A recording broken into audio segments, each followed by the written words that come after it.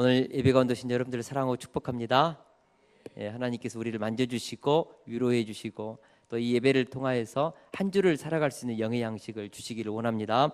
아멘. 어느 목사님이 오후 늦게 신방을 마치고 집에 돌아와서 주차를 하는데 뭐가 쿵 하는 소리가 들렸습니다. 얼른 내려가서 보니까 옆차에 반발을 박았습니다. 보니까 조금 들어갔어요. 살짝 이렇게 긁혔어요. 주위를 두리번거려 보니까 보는 사람이 없어요. 그래서 얼른 타고 차를 빼서 다른 쪽에다가 주차를 했습니다. 그리고 조심스럽게 집으로 돌아왔습니다. 다음 주일이었습니다. 예배를 마치고 나가시는 성도님들 한 분 한 분 인사를 드리는데 어떤 성도님 한 분이 악수를 하더니 목사님 귀에다가 탁 대면서 소곤거리는 것입니다. 목사님, 지난 금요일 제가 다 봤어요. 아파트 창문으로 다 봤어요. 주차하다가 다른 차 쾅 박았지요. 그리고 다른 곳으로 쓱 옮겼지요. 그때 목사님께서 실수로 박은 차가 제 차였습니다. 목사님, 내가 모른 척하고 넘어갈 테니까 염려하지 마시라고 이렇게 하고 갔습니다. 얼마나 얼굴이 뜨뜻해지고 뻘개지고 그래서 죄송하다고 잘못했다고 회개하고 용서 구하고 그랬다는 이야기입니다. 여러분, 누군가가 창문을 통해서 나의 행동을 관찰하고 있다면 물론 관찰하고 있지 않다 할지라도 죄를 지으면 안 되죠. 그렇게 그냥 나무차 이렇게 해놓고 가겠습니까? 사람의 눈이 있는 곳에서는 죄를 함부로 짓지 못합니다. 그죠?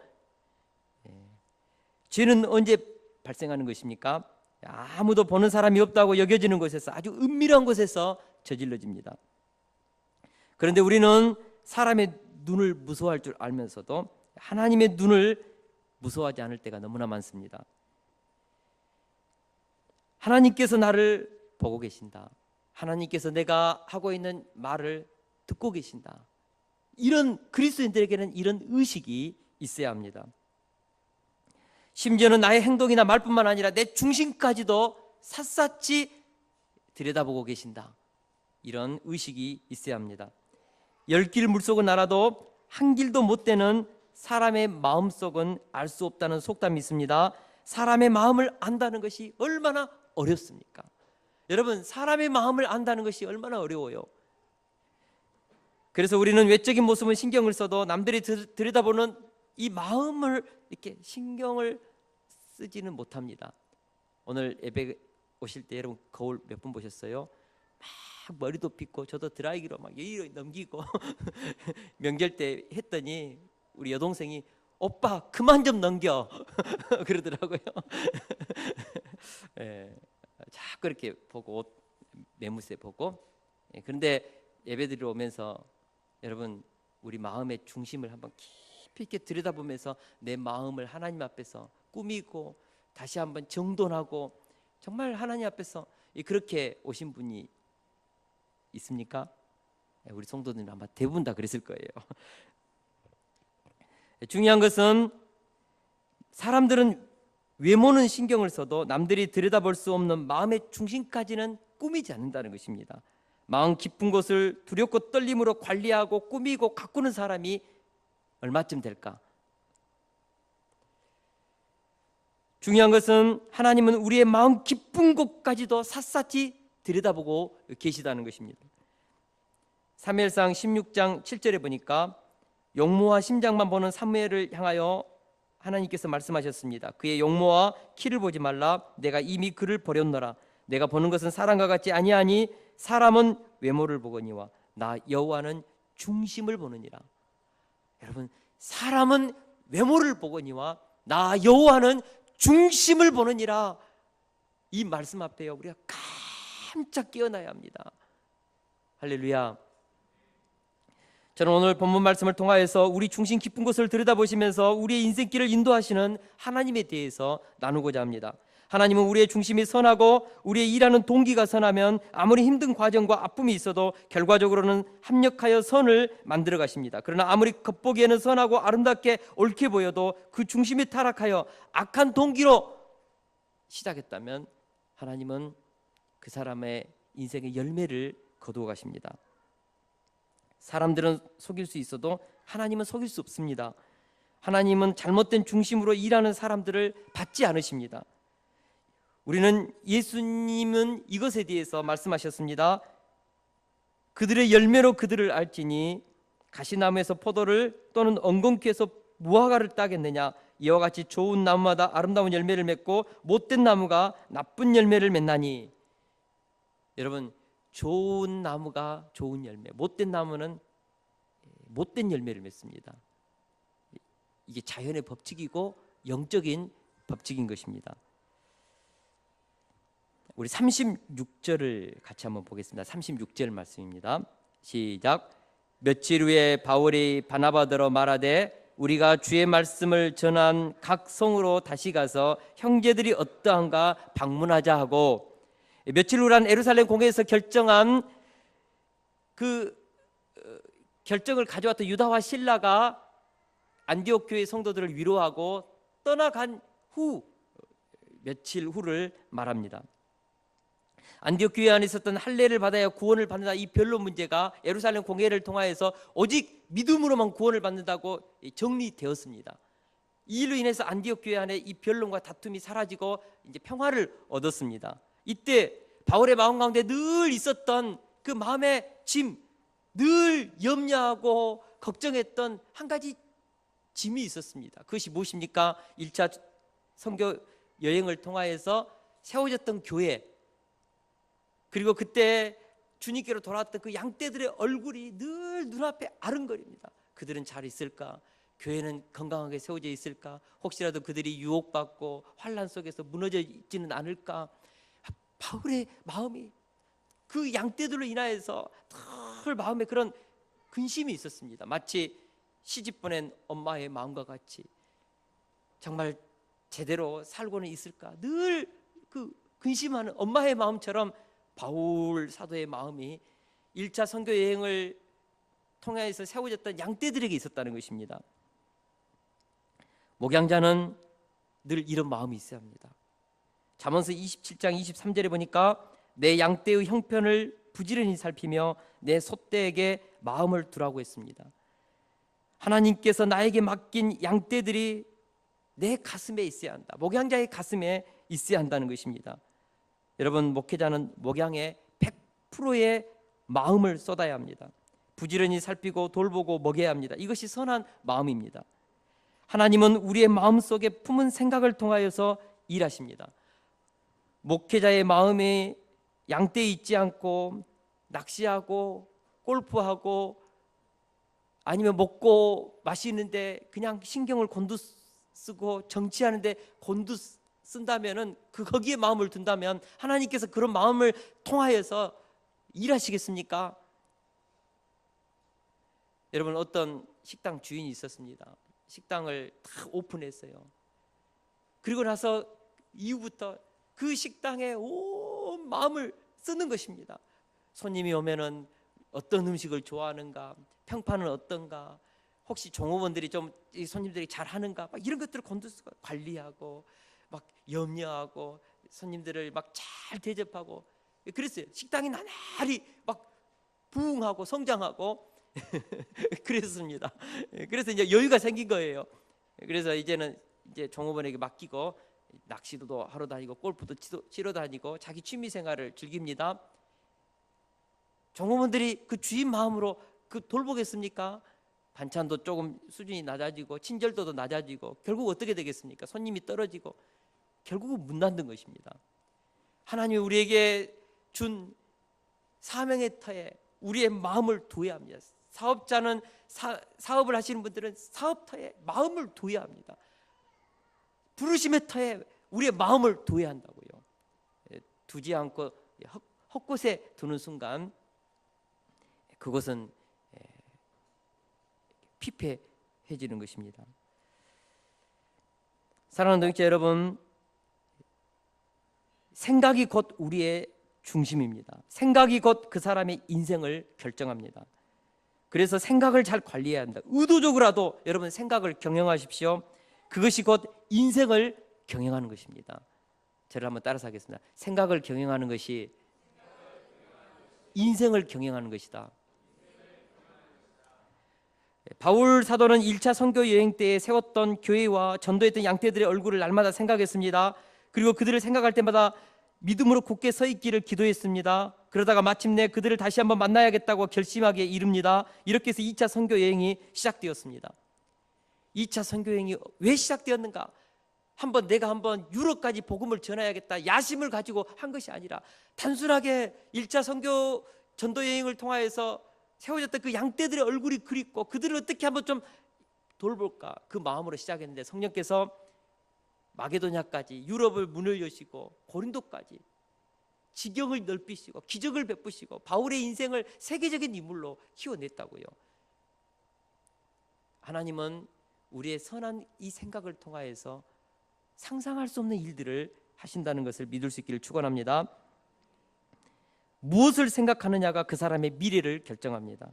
무엇을 마음에 두고 품고 묵상하고 생각하느냐가 그 사람의 꿈이고 비전이고 현재의 행동을 결정한다는 것입니다. 요즘 여러분들 안에 가득 찬 생각이 무엇입니까?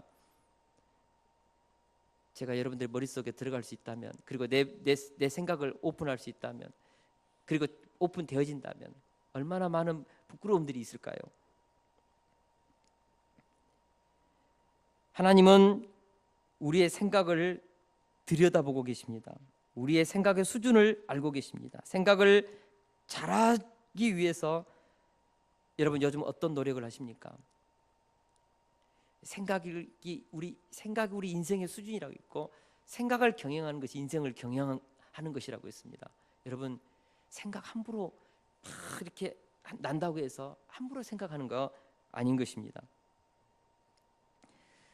어떻게 우리가 생각을 잘할 수 있을까? 날마다 우리가 큐티해야 합니다. 큐티가 우리 생각을 경영하는데 가장 좋은 생각의 양식이라고 저는 믿습니다. 우리가 날마다 인생이라는 꽃밭에 생각이라는 씨를 심는 작업을 하고 있습니다. 생각은 곧 나타날 행동의 씨입니다.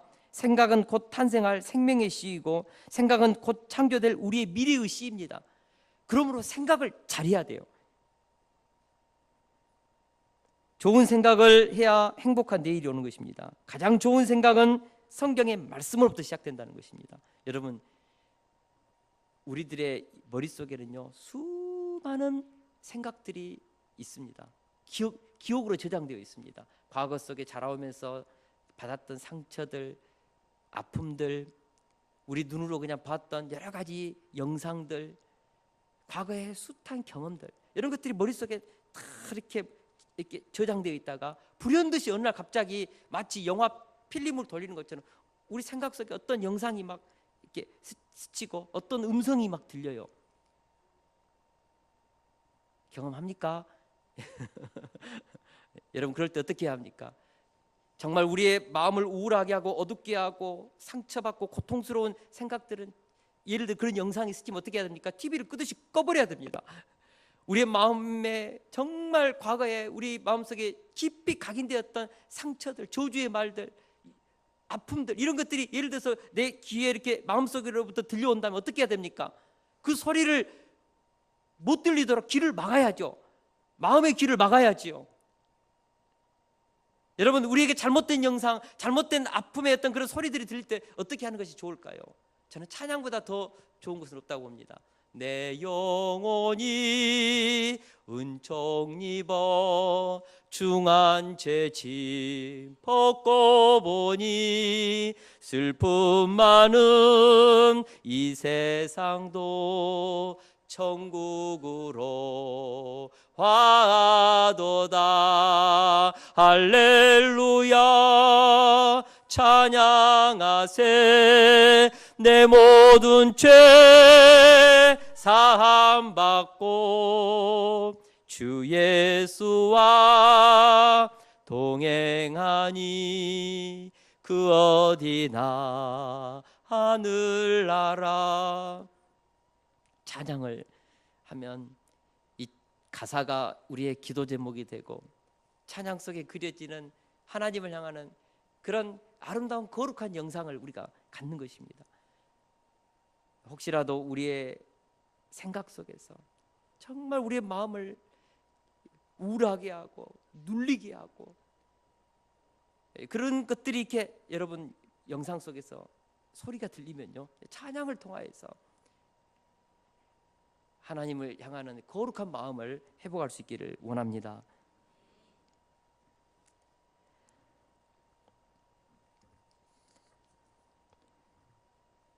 하나님은 우리의 기뻐하는 생각을 통하여서 일하신다고 했습니다. 여러분, 오늘 이 시간부터 하나님이 기뻐하는 생각을 하겠다고 결단하십시오. 생각을 내가 경영해야겠다고 여러분 선포하십시오. 그러면서 예수님의 이름으로 명령하십시오. 나의 마음을 어둡게 하고 우울하게 하는 악한 생각, 더러운 생각, 음란한 생각은 떠나갈지어다. 예수님의 이름으로 명령하노니 나의 마음과 정신과 생각 속에 활동하는 악한 영들은 떠나갈지어다. 부정적인 생각은 제거될지어다. 나의 무의식과 본능 속에서 역사하는 두려움의 생각은 추방될지어다. 할렐루야. 막 이렇게 내 생각을 경영하는 것입니다. 생각을 잘 경영하면 우리의 미래가 정말 아름답고 축복되게 펼쳐지는 것입니다. 할렐루야. 하나님은 생각을 통하여 일하시고 악령도 생각을 통하여 역사하기 때문에 그렇습니다. 마침내 바울 사도의 아름다운 생각이 행동을 낳았습니다. 바울이 바나바에게 말합니다. 주의 말씀을 전한 각 성으로 다시 가서 형제들이 어떠한가 방문하자. 이때 바나바가 너무 좋은 생각이라며 흔쾌히 동의했습니다. 그것은 하나님이 기뻐하시는 생각이었고 하나님이 받으시는 선한 일이었습니다. 그런데 생각지도 못한 일이 발생했습니다. 우리 다 같이 37절에서 39절을 읽겠습니다. 시작. 바나바는 마가라는 요한도 데리고 가고자 하나 바울은 밤빌리아에서 자기들을 떠나 함께 일하러 가지 아니한 자를 데리고 가는 것이 옳지 않다 하여 서로 심히 다투어 갈라서니 바나바는 마가를 데리고 배 타고 구브로로 가고. 우리는 여기서 질문하게 됩니다. 두 사람 모두 하나님 앞에서 선한 동기를 가지고 그렇게 나아가는데 어떻게 이렇게 서로 다투고 심히 다투어서 갈라질 수 있는가? 좋은 생각과 좋은 동기로 하나님을 기쁘시게 하는 일을 하고자 하는데 왜 이런 싸움이 일어날까? 왜 상처되는 일이 발생할까? 동기가 선하면 과정도 선해야 하는데 우리 이해되지 않을 때가 있습니다. 나도 좋은 생각을 가지고 하나님을 기쁘시게 하고자 내 양심에 손을 얹고 꺼리낌이 없이 하나님을 기쁘시게 하고 저 상대방도 그렇게 하는데 왜 선한 동기가 충돌을 일으키고 서로 싸움을 일으키고 갈라서게 하고 그러냐는 것입니다. 오늘 우리가 읽은 이 본문은 우리에게 신앙생활에 있어서 몇 가지 중요한 관점을 제공해 줍니다. 모든 일에는 그 일이 진행되는 세 가지 단계가 있습니다. 첫 번째는 그 일을 시작하는 동기가 있겠죠. 모든 일에는 시작하는 동기가, 사업을 하는 동기, 일하는 동기가 있겠죠. 동기가 있고 그 다음에는 그 일을 하는 과정이 있고 마지막에는 그 일의 결과가 있습니다. 모든 일이 다 그렇습니다. 그러나 모든 일을 시작할 때 선한 열매를 맺고 싶지만 다 맺지는 못한다는 것입니다. 무엇이 문제일까요? 저는 동기가 문제라고 봅니다. 동기. 여러분, 동기에 의해서 열매가 선하기도 하고 악하기도 합니다. 우리가 처음 서론에서 얘기했던 것처럼 좋은 나무가 좋은 열매, 나쁜 나무는 나쁜 열매를 맺습니다. 이것이 영적인 법칙입니다. 자연의 법칙입니다. 할렐루야. 우리 주님이 우리에게 주신 영적인 원리. 과정은 여러분 아무리 동기가 선해도 과정은 중간선입니다. 좋을 수도 있고 나쁠 수도 있습니다. 심지어는 악한 동기를 가져도 과정이 잘 될 수 있습니다. 중요한 것은 결과입니다. 열매입니다. 저는 여기에서 세 가지 경우를 한번 생각해 보고자 합니다. 첫째로 동기가 좋고 과정도 좋으면 선한 결과를 가져온다는 것입니다. 예수님은 복음의 씨가 좋은 땅에 떨어지면 30배, 60배, 100배의 열매를 맺는다고 말씀하셨습니다. 동기가 기도하면서 성령의 감동 속에서 결정되고 과정도 성령의 인도하심 속에서 그렇게 순종 속에서 잘 진행되면 결과는 100%, 30배, 60배, 100배, 1000배로 열매를 맺는 것입니다. 우리가 잘 아는 조영기 목사님이 서대문에서 목회하다가 여의도로 옮기는 어떤 그런 과정이 있었는데, 당시 1960년도에 조영기 목사님이 서대문 교회를 개척해 가지고 이루었을 때 약 1만 명대의 교회가 되었다고 합니다. 근데 어느 날 갑자기 한 장로님이 조영기 목사님한테 그랬다고 해요. 여의도로 교회를 옮기자고 했대요. 장로님 무슨 소리 하냐고, 지금 정부에서 여의도를 지금 개발하려는 프로젝트가 있다고.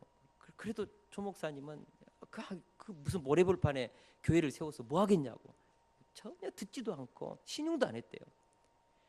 완전히 장로님 말해도 그냥 이렇게 했는데, 어느 날 한 기도 열심히 하는 권사님이 상담하러 왔대요. 상담하러 와가지고 목사님하고 이제 상담을 하는 중에 갑자기 목사님 나 어젯밤에 희한한 꿈을 꿨다고. 아니 뭐냐고 그게. 그랬더니 서대문 우리 교회에서 한 여왕벌이 탁 나오더니 여의도로 가니까는 모든 벌들이 여의도 쪽으로 다 가는 것을 이렇게 꿈 가운데서 꿨는데 너무 이상하다고. 이때 조 목사님의 머릿속에 뭐가 한가 띵 하는 어떤 그 영적인 그 부딪힘이 있었어요. 그때부터 이제 기도했다고 합니다. 계속 기도하는데 하나님께서 그런 마음을 주셔서 그쪽으로 옮기는 거 결정하고, 69년도니까 20억짜리 공사, 10,000명이 앉을 수 있는 그런 교회를 이렇게 건축하는데 뭐 어마어마한 이제 그런 비전을 가지고 시작을 했는데, 건축하면서 그냥 여러 가지 문제가 있고 잘 되지도 않고, 그래서 몸은 야여가고, 그때부터 하나님 앞에 하나님이 시작하게 했는데 정말 내 마음 가운데 왜 이렇게 불안하냐고, 왜 이렇게 염려가 많냐고, 매일 그 목양실에서 기도하면서 6개월을 그 문제를 가지고 기도하고, 어느 날 아침에도 그 문제를 가지고 시름시름하면서 몸은 야여가고, 아침에 사모님이 여보 밥 먹으라고 뻘떡 일어나가지고 가는 도중에 하나님께서 음성을 이렇게 확신을 주었습니다. 이 건축 된다, 확신을 받았대요. 그때 밥 먹으러 가면서 그때 소리치셨답니다. 이제 됐다, 이제 됐다 막 외치니까는 여보 당신 미쳤냐고. 그것이 아니고 오늘 내가 6개월 동안 기도했는데 오늘 응답을 받았다고, 확신을 얻었다고. 내 마음이 지금부터 불붙듯이 이 일은 된다는 확증이 이제 지금부터 임하기 시작했다고. 그 마음을 누르고 있었고 염려했던 불안이 지금 다 사라졌다고. 그렇게 해서 건축 역사 이루었답니다. 그리고 그 건축 마치고 80만 명의 성도들이 모이는 그런 열매를 거두었죠. 여러분, 하나님으로부터 얻은 그런 어떤 동기, 성령의 인도함을 받는 과정, 거기에는 그런 열매가 있다는 것입니다. 할렐루야.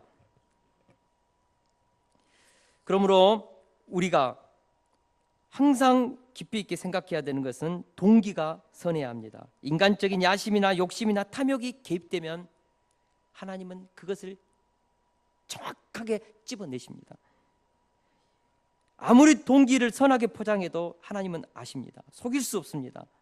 동기가 선하고 과정이 하나님이 주신 지혜와 은혜 속에서 선하게 진행되도록 우리가 깨어있자는 것입니다. 그러면 결과는 자연스럽게 수많은 열매를 맺습니다. 할렐루야.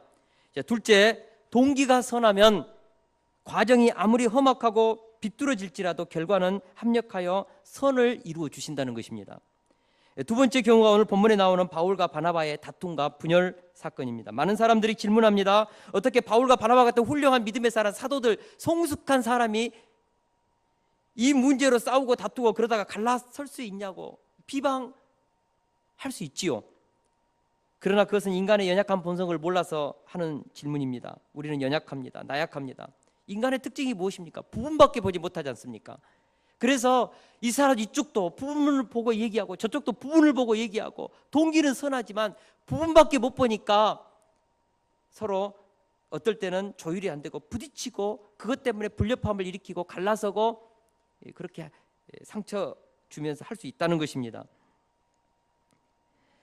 인간은 연약합니다. 그래서 서로 간의 의견 차이가 있을 수 있습니다. 무엇보다도 기질이 다르고 경험이 다르고 지식이 다르기 때문에 분열할 수 있습니다.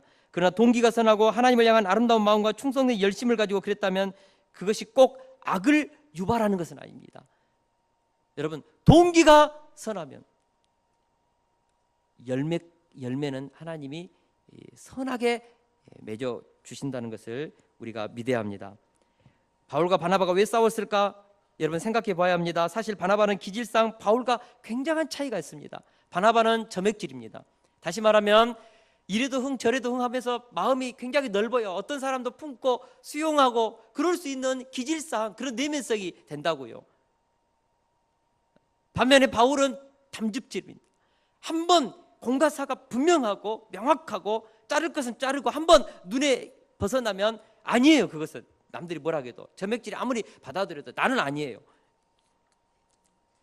바울과 바나바가 싸웠던 문제의 시발점은 마가 요한의 문제였습니다. 마가는 1차 전도여행 중에 어떤 힘든 문제를 극복하지 못하고 중간에 돌아갔습니다. 바울은 이런 마가를 용서할 수 없었습니다. 이 사건으로 바울은 마가 요한의 신실성을 크게 의심했습니다. 저런 놈은 앞으로 하나님 역사에 쓰임받지 못한다. 2차 전도여행 데리고 가면 반드시 문제를 일으킬 것이다. 안 된다. 잘라냈습니다. 너무나 명확한 체험을 했기 때문에. 반면에 바나바는 사실 마가 요한이 생질입니다. 자기 혈육입니다. 그럼에도 불구하고 마가 요한에게는 숨겨진 재능과 은사가 있었습니다. 지금은 연약하고 신앙이 어리지만 언젠가는 큰 일을 해낼 수 있다는 그런 인물로 바나바는 보았다는 것입니다. 그래서 끝까지 그를 멘토링 해주고자 했던 바나바의 진심 어린 마음이 있었습니다. 근데 바울의 입장에서 보면 아이고 혈육은 자기 피라고 그냥 팔은 굽는다고 하더니 자기 쪽으로 굽는다고 하더니 야 바나바 저럴 줄 몰랐다. 바나바는 자기 진심을 몰라주는 바울이 서운하고 결국 둘이 이렇게 하다가 39절에 보니까 심히 다투었다고 했어요. 심히 다투었다. 여러분 상상해 보시기 바랍니다. 제가 봤을 때 언성 높아가고 삿대질하고 여기는 잡았을까 안 잡았을까는 모르겠어요. 근데 자관 심히 다투었다고 했어요. 심히 갈라섰습니다. 그래서 바울과 실라는 한 팀이 되어서 수리아와 길리기아로 가고 바나바와 마가는 구브로로 갔습니다. 근데 우리가 여기서 한 가지 주목해서 생각해야 할 점은 동기입니다. 동기. 바울도 하나님께 충성된 열심을 가지고 그렇게 했고 바나바도 하나님께 충성된 열심으로 그렇게 했다는 것입니다. 바울도 하나님을 사랑했고 바나바도 하나님을 사랑했습니다. 1차 전도여행 때 죽을 뻔했지 않습니까? 그래서 이 2차 전도여행 때도 그런 죽을 수도 있는 순교할 수도 있는 상황이 될 수도 있지요. 둘 다 2차 선교 여행을 떠날 때 어떤 마음을 가졌겠습니까? 순교자적인 마음을 갖고 이 일을 시작한 것입니다. 그만큼 하나님을 사랑했습니다. 하나님 편에서 보았을 때 둘 다 옳았고 둘 다 하나님의 역사의 유익을 위해서 그렇게 했다는 것입니다. 비록 일하는 방법의 문제로 의견의 차이를 보였을 뿐 동기가 사악했던 것은 아닙니다. 바울이 바나바가 굉장히 그냥 어떻게 보면 자신을 이렇게 키워준 자기의 어떤 은사지 않습니까? 바나바는 어떻게 보면은 바울이 자꾸 이렇게 그냥 더 리더십을 가지니까 마음이 좀 불편하고 바울도 이제는 내가 좀 홀로서기 해야 되니까 그런 어떤 의도를 가지고 둘이 다투고 갈라선 거 아닙니다. 정말 주를 위해서 하나님을 위해서 이렇게 하다가 마가 요한 때문에 이렇게 갈라선 것입니다. 분명한 것은 둘 다 선한 동기였습니다. 그렇다면 하나님은 합력하여 선을 이루어 주시는 것입니다. 우리는 하나님께서 어떻게 선하게 이끌어 주셨는지를 성경 전체를 놓고 서신서를 전체 놓고 보면 깨달을 수 있습니다. 마가는 이 일로 인해서 더욱더 자신을 채찍질하여 성장시켰고 결국은 마가복음의 저자가 되었습니다. 4대 복음서의 저자가 되었다는 것은 놀라운 기적입니다. 여러분 마가가 만약 그때 바울이 그냥 가차없이 쳐냈더라면 나는 안 되구나. 나는 하나님께 쓰임받지 못 받는구나. 절망하고 아마 거기서 그냥 마가는 그렇게 주저앉을 수도 있었을 것입니다. 그러나 바나바가 끌어안고 멘토링 해주고 그의 어떤 장점을, 가능성을 이렇게 포용해주고 하다 보니까 마가가 이렇게 자라서 결국은 마가복음의 저자가 된 것입니다. 후에 바울도 이 일로 인하여서 자기의 마음을 회개했습니다. 뜯어 고쳤습니다. 디모데후서 4장 11절에 보면 우리 같이 한번 읽어볼까요? 시작. 누가만 나와 함께 있느니라. 내가 올 때에 마가를 데리고 오라. 그가 나의 일에 유익하니라. 자, 잠자고 있으신 분들, 자, 눈 떠서 이거 한번 읽어보세요. 자, 시작. 내가 올 때에 마가를 데리고 오라. 그가 나의 일에 유익하니라. 아멘. 할렐루야. 아멘. 네. 바울 사도와 마가 사이에 뭐가 이루어졌습니까? 예, 아름다운 화해가 이루어졌고, 나중에는 바울이 순교를 앞두고 마가를 데려오라. 마가가 보고 싶다. 너무나 아름다운 사랑의 관계성이 이루어졌습니다. 우리 고린도전서 9장 6절도 보겠습니다. 같이 한번 읽겠습니다. 시작. 어찌 나와 바나바만 일하지 아니할 권리가 없겠느냐. 고린도 성도들에게 편지 있을 때 무엇을 말합니까? 바울과 바나바 간에 뭐가 이루어졌습니까? 화해가 이루어졌습니다. 바울도 바나바를 너무 존경합니다. 여러분, 동기가 선해요. 하나님을 향하는 거룩한 마음이 있어요. 그런 마음 때문에 서로 기질이 다르고 의견이 달라서 다투었다면 하나님을 사랑하는 사람들은 하나가 될 수 있습니다. 하나님을 사랑하는 사람들은 나중에 서로 아무리 원수의 관계로 서로 등졌다 할지라도 다시 하나를 이룰 수 있습니다. 여러분, 내 속에도 성령님이 계시고 그 안에도 성령님이 계시는데 어찌 하나가 되지 않습니까? 다른 영이 아니고 한 영인데, 한 주님인데. 할렐루야. 결국 두 사람은 서로의 인간적인 약점 때문에 다투었지만 서로 사랑할 수 있었고 둘 다 선한 열매를 맺었다는 것입니다. 이처럼 하나님은 인간의 약점에도 불구하고 그들의 선한 동기를 사용하십니다. 인간의 약점마저도 선을 이루시게 한다는 것입니다. 그러나 동기가 선해야 합니다. 아무리 약점과 허물이 있다 하더라도 동기마저 악하다면 하나님은 그 일에 선한 열매를 주실 수 없다는 것입니다. 우리가 잘 아는 로마서 8장 28절의 말씀입니다. 우리 다 같이 한번 읽어보겠습니다. 시작. 우리가 알거니와 하나님을 사랑하는 자 곧 그의 뜻대로 부르심을 입은 자들에게는 모든 것이 합력하여 선을 이루느니라. 중요한 것은 하나님을 사랑하는 자입니다. 하나님의 뜻대로 부르심을 받은 마음의 중심이 있는 사람, 바로 그 사람입니다. 하나님이 보시기에 동기가 선하고 마음이 하나님을 기쁘시하고자 하는 거룩한 뜻이 있다면 하나님은 합력하여 선한 결과, 선한 열매를 맺게 해주신다는 것을 믿을 수 있기를 축원합니다. 동기가 하나님을 향한 진심과 중심으로 사로잡혀 있으면 과정에서 실패하고 어려움과 다툼과 분열과 상처가 있다 할지라도 선을 이루시는 하나님을 믿고 우리가 포기치 않고 선한 일을 하자는 것입니다. 야곱은 욕심장이요 자기 중심적인 자였습니다. 영적인 소원이 그런 자였지만은 영적인 소원은 늘 충만했습니다. 반면에 에서는 인간적으로 의리가 있는 사람이었지만 세속적인 사람이었습니다. 야곱이 팥죽 한 그릇을 끓이면서 장자권을 흥정할 때 그때가 언제였습니까? 에서가 사냥터에 돌아가지고 가장 배고플 때, 그 에서의 약점을 너무나 잘 아는 야곱은 그 타임에 팥죽을 끓여가지고 결국은 장자 명분을 팥죽 한 그릇에 샀습니다. 인간적으로 보면은 야곱 사기꾼이죠. 나쁜 놈이죠. 에서가 훨씬 더 인간적이고 어떻게 보면은 의리가 있고 그렇습니다. 그런데 성경은, 하나님은 야곱보다는 에서를 더 책망했습니다. 에서가 장자권을 팥죽 한 그릇에 판 것을 망령된 행동이라고 질타했습니다. 야곱이 비록 사기꾼과 같은 방법을 썼지만 그의 마음의 중심에는 하나님의 축복의 상징인 장자권을 정말 사모하는, 그 축복을 사모하는 그 마음이 있었다는 것이죠. 그 마음을 하나님은 받으신 것입니다. 그래서 나중에 바단 아람에서 20년 동안 훈련하고 연단해서 이스라엘 12지파의 조상으로 세우지 않습니까?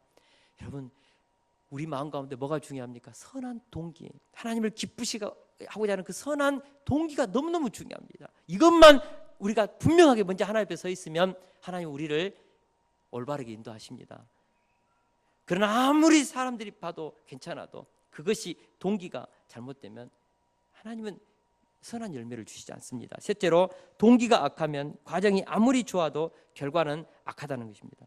사람들이 볼 때 참 멋있게 일하는 사람이 있습니다. 하나님을 위해서, 교회를 위해서 열심히 봉사하는 사람이 있습니다. 인간적이고 의리가 있어 보입니다. 헌신적이고 성실합니다. 그러나 동기가 악하면 결과가 좋지 못합니다. 동기가 인간적인 욕심과 야심에 사로잡혀 있으면 결과는 실패와 절망인 것입니다. 여러분, 하나님은 결코 속지 않으십니다. 하나님은 우리의 중심을 아시고 우리가 일하는 동기를 아시고 우리가 왜 그렇게 말하는지를 안다는 것입니다. 하나님은 결코 눈 감아 주시지 않습니다. 여러분, 우리가 사도행전 5장에 보면 아나니아와 삽비라 부부 사건이 있습니다. 겉으로 볼 때는 그들은 얼마나 성실했고 신실했고 헌신적이었습니까? 자기 재산을 팔아서 사도들에게 발 앞에 가져왔습니다. 그러나 동기가 어디에 있었습니까? 바나바가 자신의 재산을 팔아서 교회에 드리면서 수많은 사람들도 칭찬받고 인정받고 정말 우대받고 사람들에게 정말 지도자로서 추앙받으니까 나도 한번 저렇게 해봐야겠다.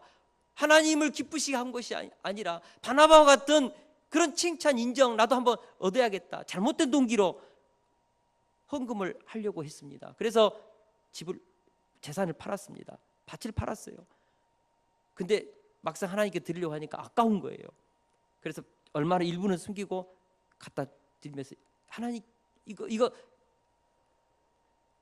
밭을 판 돈이라고 하나님은 아셨습니다. 잘못된 동기였습니다. 하나님께서 그들의 생명을 취하셨습니다.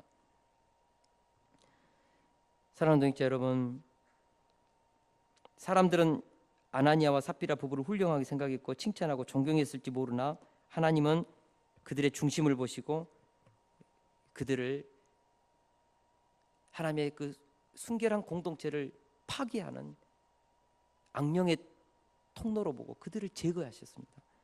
하나님은 지금 이 순간에도 우리의 마음의 중심을 보고 계십니다. 지금 이 순간에도 성령 하나님은 우리의 양심의 소리를 듣고 계십니다. 하나님께 대한 자세가 선한지 분명히 지켜보고 계십니다.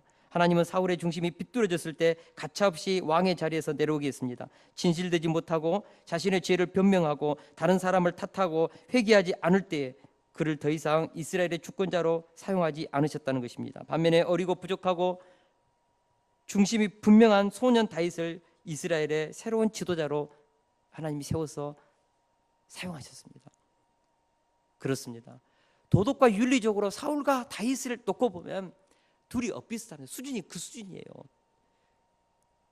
어떻게 보면은 다윗이 더 여자를 더 밝히고 불륜 죄를 범하고 더 좀 꼼수 부리는 것이 좀 있지 않습니까? 근데 하나님은 다윗을 사용하셨습니다. 그것이 무엇입니까? 중심입니다. 중심. 다윗의 중심. 다윗의 마음 깊은 곳에는 하나님을 향하는 끝없는 선한 열정, 하나님을 기쁘시게 하고자 하는 열망이 늘 가득했습니다. 사울에게는 그것이 없었습니다. 신앙생활하면서 가장 깊이 관리해야 될 것이 우리의 중심입니다. 무엇보다도 우리의 중심 속에 나오는 생각입니다. 생각이 선해야 합니다. 생각이 양심에 비추어서 꺼리킴이 없어야 합니다. 저는 오늘 이 말씀을 묵상하면서 그런 생각을 합니다. 목회의 승패는 어디에 있는가? 하나님께 대한 나의 중심이라고 봅니다. 정말 나는 하나님 앞에서 하나님을 기쁘시게 하고자 목회하는 것. 이 설교를 준비할 때도 사람들 앞에서 폼내고 정말 와 우리 목사는 성경 많이 알고 있다, 설교 잘한다, 박수 받기 위해서 설교 준비하는가? 아니면 정말 하나님의 음성이 우리 성도들의 심령에 들려지기 위해서 그리고 이것을 내 삶 속에 적용하고 고치면서 그렇게 준비하는가? 하나님 아시지요. 이 목회하고 있는 내 마음의 중심과 동기를 알고 계신다고 믿습니다. 제가 2년 전인가 이 첨단에 이쪽 신창 쪽에 있는 참 굉장히 이렇게 목회를 잘하시는 한 목사님으로부터 그런 간증을 들은 적이 있습니다. 참 그분이 이렇게 개척을 하면서 한 10년 정도 그렇게 본인이 재정을 감당했대요. 아직 교회 성도들이 감당할 만한 그런 능력도 안 되고, 그런데 교회가 굉장히 성장해서 100명대가 넘어가고 그리고 이제 당회가 서고 그랬어요. 그때야 이제 부랴부랴 10년 동안 모든 했던 것들을 이렇게 다 정리해 가지고 이제 재정부에다 넘기면서 그런 말을 해요. 그 당시에 보면은 막 영수증도 없고 정말 말 그대로 세상적으로 감독을 받으면 자기는 감옥에 간대요. 그러면서 딱 한 소리를 이렇게 마지막에 하더라고요. 그러나 하나님 앞에서 만약 내가 하나님이 주신 이 헌물에 대해서 잘못 상했으면 자기가 벼락 맞을 거라고. 비록 그렇게 했지만 하나님 앞에서는 정말 하나님 앞에서 이 헌물에 대해서는 그렇게 양심껏 했다는 거예요. 우리가 신앙생활하면서 믿음 생활하면서 하나님을 섬기면서 정말 중요한 것은 우리의 중심이라고 믿습니다. 정말 우리가 그 중심을 잘 관리하고 우리의 생각을 잘 관리하고 우리가 하나님 앞에 봉사하는 그 동기, 돈 버는 동기, 일하는 동기, 자녀를 교육하고 그렇게 양육하는 그 동기를 우리가 늘 점검해야 합니다. 혹시라도 이 동기가 왜곡되고 잘못되었으면 즉시 수정해야 합니다. 즉시 고쳐야 합니다. 그래야 사는 것입니다. 그래야 열매를 맺습니다. 여러분, 죄란 관역에서 빗나간다는 뜻입니다. 아무리 멋있게 쏘고 힘있게 폼을 가지고 쫙 화살을 하고서 쫙 쏴도요, 주변의 사람들 오빠 멋있어, 어떻게 그렇게 활을 잘 쏘냐고 막 그렇게 해도, 예를 들어서 그 화살이 관역으로부터 빗나가면은요, 그거 뭡니까? 우리 이것을 개고생했다고 그럽니다. 아무 필요 없어요. 결국 그 화살이 어디에 꽂혀야 합니까? 관역에 꽂혀야죠. 관역에.